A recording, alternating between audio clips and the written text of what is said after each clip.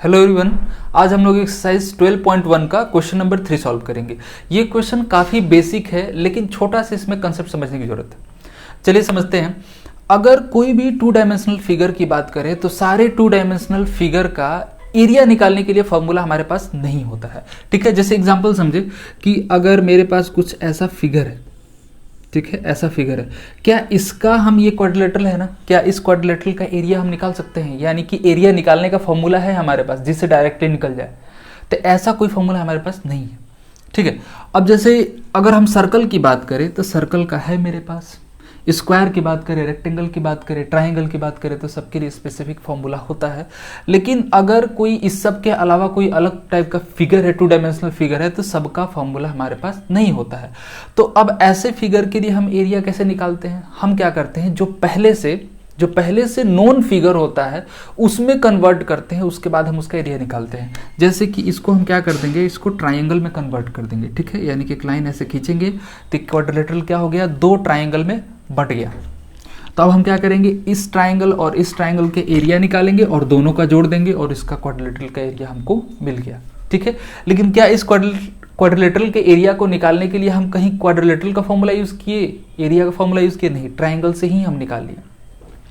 उसी तरह से अगर हम देखते हैं, यहाँ एक स्क्वायर बना हुआ है, ठीक है, एक स्क्वायर बना हुआ है, यानी कि मान लेते हैं कि स्क्वायर शेप का, रेक्टेंगल शेप का एक पेपर है और उसके बीच में हम सर्कुलर पोर्शन ऐसे करके काट लिए। तो हम बोलते हैं कि इसका जो बचा हुआ रीजन है उसका एरिया क्या होगा। तो एक्चुअल में अगर हम रेक्टेंगल का एरिया निकालते हैं, रेक्टेंगल का फॉर्मूला लगा के अगर इसका एरिया निकालते हैं तो पूरा का निकल आएगा, यानी कि इसके अंदर जो सर्कल है उसका भी आ जाएगा। तो फिर ये जो बचा हुआ रीजन है, जो बचा हुआ यानी कि सर्कल के अलावा जो बचा हुआ रीजन है, इसका एरिया हम कैसे निकालेंगे?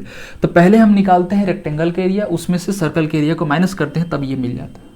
तो एक्चुअल में इसके लिए क्या पर्टिकुलरली कोई भी फॉर्मूला था हमारे पास? कोई फॉर्मूला नहीं था, लेकिन इसी दो फॉर्मूला को यूज करके हम ये बाकी रीजन का एरिया निकाल पाते हैं। उसी तरह से इसी कंसेप्ट को यूज करके यहां पर हम निकाल पाएंगे। ठीक है, अब इसमें क्या है, अलग अलग रीजन दिया हुआ है। ठीक है, ये आर्चरी बोर्ड है, इस पे अलग अलग कलर का रीजन रहता है। ये बीच वाला जो है गोल्डन है, उसके बाद रेड है, ब्लू है, ब्लैक है, व्हाइट है। क्वेश्चन को हम लोग फिर से पढ़ते हैं पूरा कि क्वेश्चन में पूछ क्या रहा है।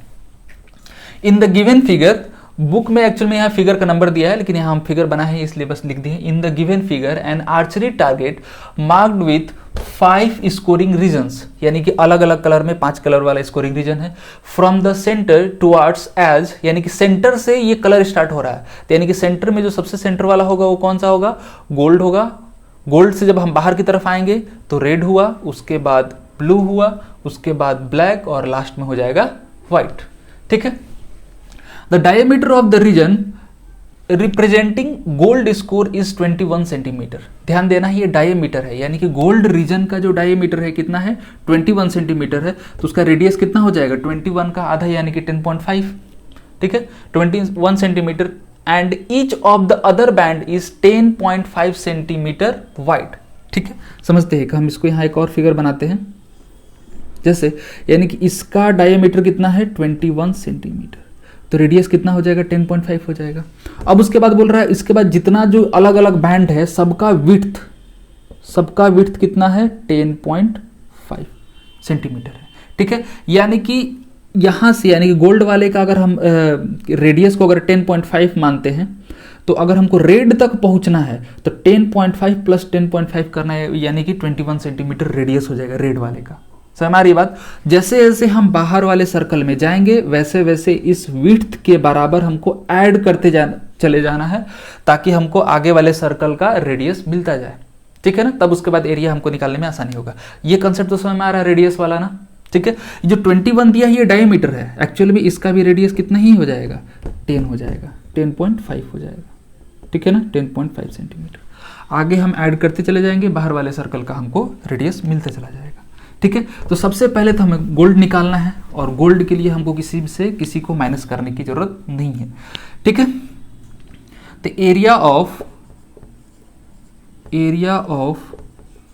गोल्ड रीजन, तो डायरेक्टली फॉर्मूला लग जाएगा पाई आर स्क्वायर, पाई 22/7, रेडियस कितना है? 10.5, तो उसको हम लोग 21/2 भी लिख सकते हैं, 21/2, ठीक है। 7 से ये जाएगा 3 टाइम्स में और ये 2 से 11 बार में, ठीक है। ये हो जाएगा 33 × 21/2। इसको जब हम मल्टीप्लाई करेंगे तो ये हो जाएगा, मल्टीप्लाई करके डिवाइड 346.5 सेंटीमीटर स्क्वायर, ठीक है। तो ये गोल्ड रीजन का है। उसके बाद अगर हमको रेड का निकालना है तो हम क्या करेंगे, रेडियस 10.5 से ऐड कर लेंगे, तो बाहर वाले का सर्कल का एरिया निकाल के उसमें से गोल्ड का माइनस कर लेंगे, ठीक है। तो इसको पहले नोट कर ले, उसके बाद हम लोग रेड का निकालेंगे। चलिए अब निकालेंगे हम रेड रीजन का। तो एरिया ऑफ रेड रीजन, ठीक है। इसके लिए हमको क्या करना होगा, यानी कि ये गोल्ड हो गया और ये रेड हो गया। तो गोल्ड वाले का रेडियस कितना है 10.5, ठीक है। और इसका विड्थ कितना है 10.5 है सबका, ठीक है। तो ये गोल्ड है, रेड तक हमको आने के लिए 10.5 + 10.5 यानी कि 21 सेंटीमीटर, ठीक है। तो यानी कि बाहर वाले सर्कल का हमारा कितना हो जा रहा है 21 सेंटीमीटर और अंदर वाले का 10 सेंटीमीटर। तो हम क्या करेंगे, पाई, ठीक है। देखिए दोनों में पाई कॉमन होगा, हम क्या करेंगे, बड़े वाले सर्कल में से छोटे वाले को माइनस करेंगे, चाहे पहले लिख देते हैं हम, ठीक है। पाई कैपिटल आर लिखते हैं, बाहर वाले के रेडियस को कैपिटल आर स्क्वायर, हम minus pi small R square, ठीक है। तो पाई हो जाएगा कॉमन, ठीक है। कैपिटल आर और स्मॉल आर स्क्वायर हो गया, ठीक है। पाई की जगह पर 22/7 रख देंगे और यहां पे हम, तो कैपिटल आर कितना है 21 का स्क्वायर, हम माइनस स्मॉल आर कितना है 10.5 का स्क्वायर, ठीक है। तो ये हो जाएगा 22/7 और 21 का स्क्वायर कितना होगा 441, हम माइनस इसका हो जाएगा 110.25, ठीक है। तो अब इसको हम कैलकुलेट करेंगे तो ये हो जाएगा 22/7 और इसको माइनस करेंगे तो ये आ जाएगा 330.75, ठीक है। आगे इसको हम कैलकुलेट कर देंगे, 22/7 को हम 3.14 या फिर ऐसे भी हम कैलकुलेट करके लिख सकते हैं, ठीक है। तो इसका आंसर आएगा 1039.5 सेंटीमीटर स्क्वायर, ठीक है। 22/7 ले या फिर 3.14 ले, एक्चुअल में हमको कैलकुलेट अप्रोक्सीमेट वैल्यू ही करना है, ठीक है। तो इसलिए रेड वाले रीजन का क्या आ रहा है, इतना आंसर आ रहा है। वैसे ही हम आगे ब्लू वाले का निकालेंगे, इसको नोट कर ले पॉज करके। चलिए अब हमको ब्लू वाले रीजन का निकालना है, ठीक है। तो एरिया ऑफ ब्लू रीजन, इसको भी समझे। जैसे ये गोल्ड हो गया, इसके बाद रेड था, उसके बाद ब्लू रीजन, ठीक है। इसका रेडियस कितना था 10.5, अगर यानी कि इसका विड्थ भी 10.5 था, यहां से यहां तक आते हैं तो इसका रेडियस कितना हो गया 21 और आगे तक बढ़ते हैं यानी कि इसमें और 10.5 ऐड करेंगे क्योंकि यहां तक 21 सेंटीमीटर है, तो इतना विड्थ और बढ़ रहा है बाहर वाले सर्कल में आने में, यानी कि 10.5 और ऐड करेंगे तो हो जाएगा 31.5 सेंटीमीटर। तो अब हमको इससे कोई लेना देना नहीं है क्योंकि ब्लू रीजन तो केवल ये है ना, तो हम क्या करेंगे, ये यानी कि 31.5 सेंटीमीटर वाले रेडियस के सर्कल में से हम 21 वाले को माइनस कर लेंगे, यानी कि उसके अंदर गोल्ड है क्या, उसके हमको कोई फर्क नहीं पड़ता है, ठीक है। केवल 21 वाले को बाहर कर लेंगे क्योंकि 21 अगर जो ही रेडियस हम रखेंगे ये इसके अंदर आने वाले सारे एरिया को माइनस कर लेगा, ठीक है।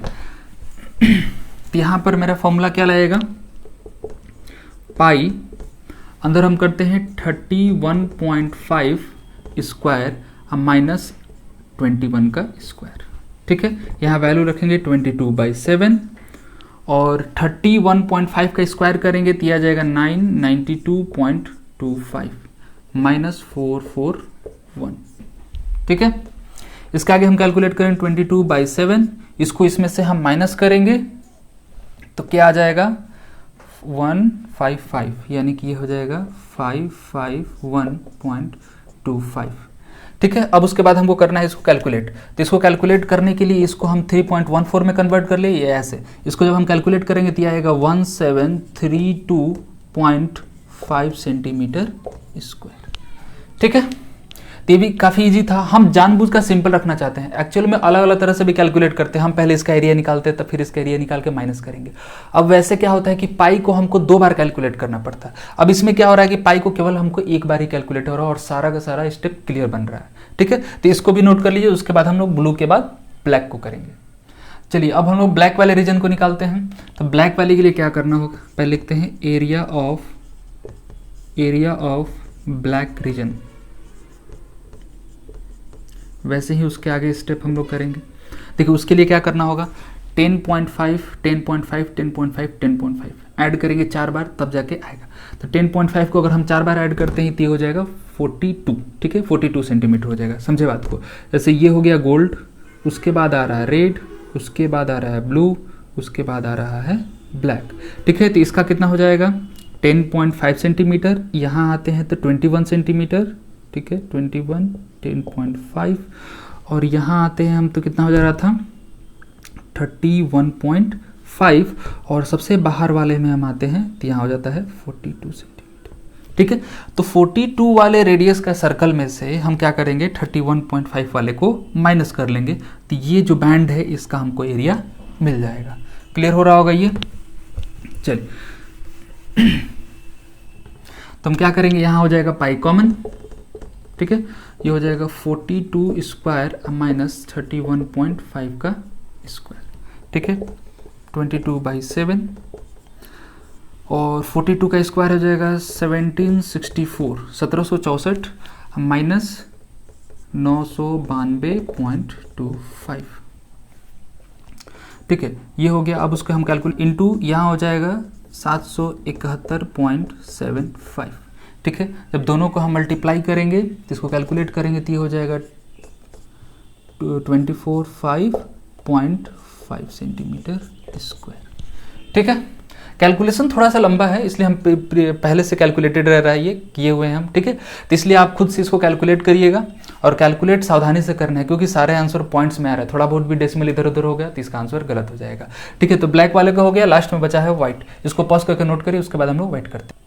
चलिए इसके बाद लास्ट बचा है हमारे पास व्हाइट का। तो area of white region, area of white region. ठीक है, ये तो समझ में आ ही गया होगा, हमको फिगर ड्रॉ करने की जरूरत नहीं है क्योंकि यहाँ तक ब्लैक तक का रेडियस कितना हो रहा था 42 सेंटीमीटर। व्हाइट तक के लिए हम क्या करेंगे 10.5 को और ऐड करेंगे तो ये हो जाएगा 52.5। ठीक है, तो यहाँ हम लिखेंगे पाई 52.5 का स्क्वायर माइनस ब्लैक तक कितना हो रहा था 42 का स्क्वायर। ठीक है, ये हो जाएगा 22/7 और ये हो जाएगा इसका स्क्वायर कितना हो जाएगा 0.25। ठीक है, 2756.25 हम माइनस ये हो जाएगा 1764। ठीक है, अब इसको हम कैलकुलेट करेंगे, इन दोनों को जब माइनस करेंगे तो ये आ जाएगा 22/7 इंटू माइनस करने पे आ जाएगा 992.25। ठीक है, इन दोनों को माइनस करेंगे तो 22/7 इंटू 9925 यानी कि इसको हम डायरेक्टली यहाँ से कैलकुलेट करते हैं। ठीक है, चाहे तो इसको 3.14 पर भी कैलकुलेट कर देंगे। 3.14 इंटू 992.25 इज इक्वल टू ये हो जाएगा 3118.5 सेंटीमीटर स्क्वायर। ये क्वेश्चन थोड़ा सा टाइम टेकिंग है लेकिन डिफिकल्ट नहीं है, लेंदी है केवल। ठीक है, तो यहाँ पर ये क्वेश्चन खत्म हुआ। 5 रीजन का हम लोग एरिया निकाल लिए।